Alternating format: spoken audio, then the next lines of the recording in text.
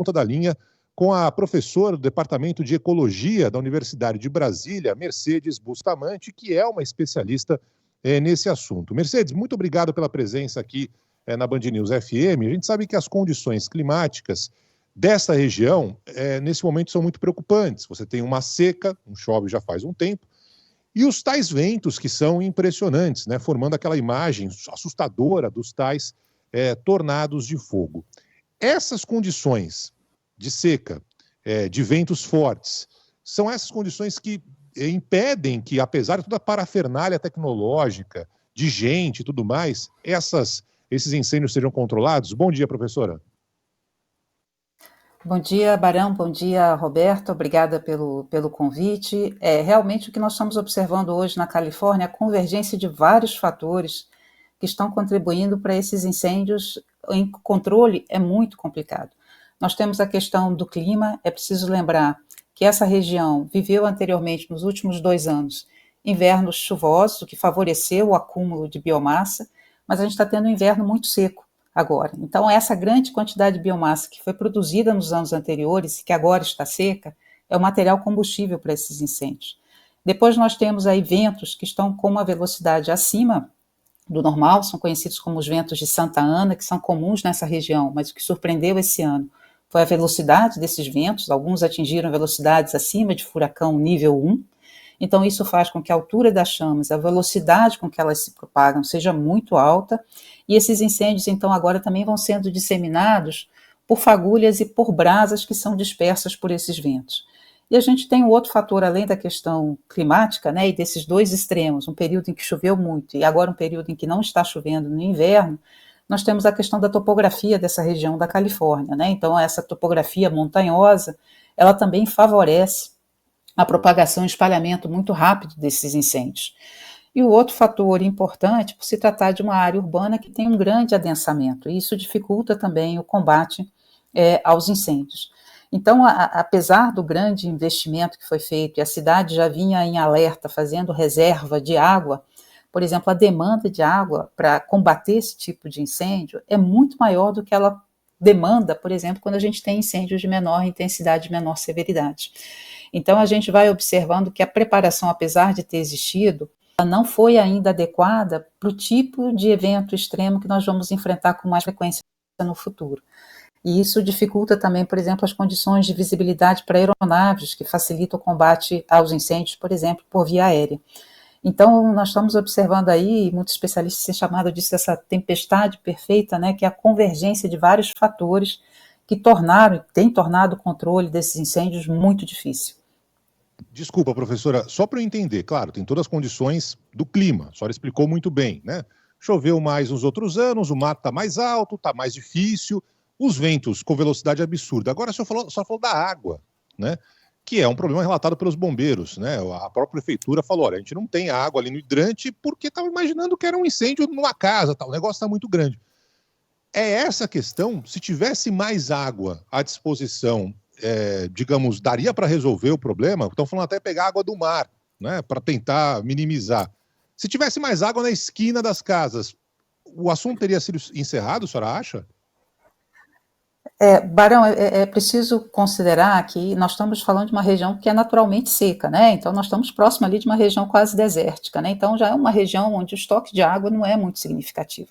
Mas a cidade se preparou em algumas áreas, né, com reservatórios de água, mas que reservatórios de água, sistemas de hidrantes que foram planejados e desenhados para incêndios que não tinham essa proporção. Então, isso mostra para a gente que a gente está ainda com uma infraestrutura que teve um planejamento para décadas anteriores e que provavelmente não estará adequado para aquilo que nós vamos enfrentar no futuro. Além da questão, né, da água, é preciso pensar que a forma eficiente de você combater, por exemplo, que é o combate aéreo, é muito difícil quando você tem essa quantidade de queima de biomassa e de fumaça que dificulta, por exemplo, que as aeronaves consigam sair com segurança e combater esses incêndios. Então, mesmo aquelas que tinham água suficiente não tiveram condição de combater o incêndio por via aérea, e o combate, né, diretamente, né, no chão é muito mais complicado e muito mais arriscado também.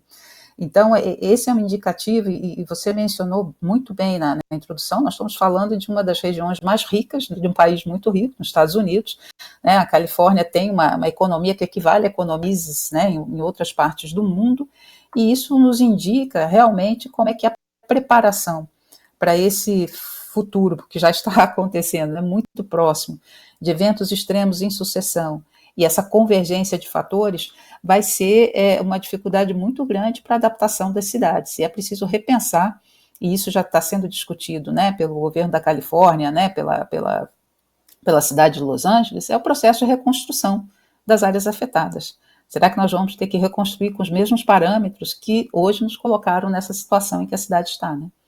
Pois é, professor. E aí, olhando para esse exemplo, pelo que você está explicando, né, pensando em construção civil, em novos modelos de construção civil, mas também olhando para a nossa realidade aqui no Brasil das queimadas, o que dá para a gente aprender com esse cenário, com tanta dificuldade de combater o fogo lá na Califórnia? Um ponto claro, Roberto, eu acho que é a preparação em termos de recursos financeiros disponíveis para lidar com essa questão dos grandes desastres que vão estar associados à intensificação da mudança climática, né? Então, o Código de Construção Civil da Califórnia, ele é muito estrito nos padrões de construção, exatamente para evitar que as novas construções sejam mais suscetíveis a grandes incêndios, né? Então, materiais que retardem, né, a propagação do fogo, você evitar, por exemplo, aberturas dentro das casas que permitam a entrada de fagulhas ou de brasas que propaguem incêndios de dentro das residências, você cuidar da parte da paisagem da sua área, que você faça o manejo do combustível próximo à sua área. E um dos fatores importantes que vem sendo colocado e que seria necessário é reduzir o adensamento de casas nessas áreas onde há propagação de incêndio. Mas isso a gente está falando de um estado e de uma cidade que já tem problemas de moradia. Então isso nos mostra como a gente vai ter que tomar decisões que têm conflitos, né? Tem dilemas de escolha. Eu preciso reduzir o adensamento para evitar a propagação e diminuir, né, ou facilitar o controle desses grandes incêndios, mas ao mesmo tempo eu preciso construir mais moradias porque eu tenho um déficit de moradias. Então, novamente, isso nós estamos falando de dilemas que vão ser muito difíceis de planejamento urbano, de planejamento de paisagem, numa sociedade, num estado que é muito rico. E isso coloca para o Brasil desafios muito grandes de como é que nós estamos nos preparando para essa realidade que também deve afetar o Brasil, como afetou em 2024, com os grandes incêndios, da nossa capacidade de responder a eventos que vão ter uma magnitude muito maior do que nós observamos nas décadas passadas. É isso, né? Eu acho que a entrevista da professora Mercedes Bustamante deixa muito claro que essa resposta que hoje a Califórnia não está conseguindo dar, Los Angeles não está conseguindo dar, a gente está falando dos estados mais ricos do mundo, é algo que serve aí para outros lugares do mundo tentarem de alguma forma se preparar. É uma realidade diferente, é uma realidade que a gente vê essas coisas malucas, tornados de fogo, ventos de furacão em uma área que teoricamente não tem furacão, enfim, é uma nova realidade e hoje quem está pagando o pato é quem mora em Los Angeles. Professora, muito obrigado pela entrevista aqui à Band News FM, pelos esclarecimentos.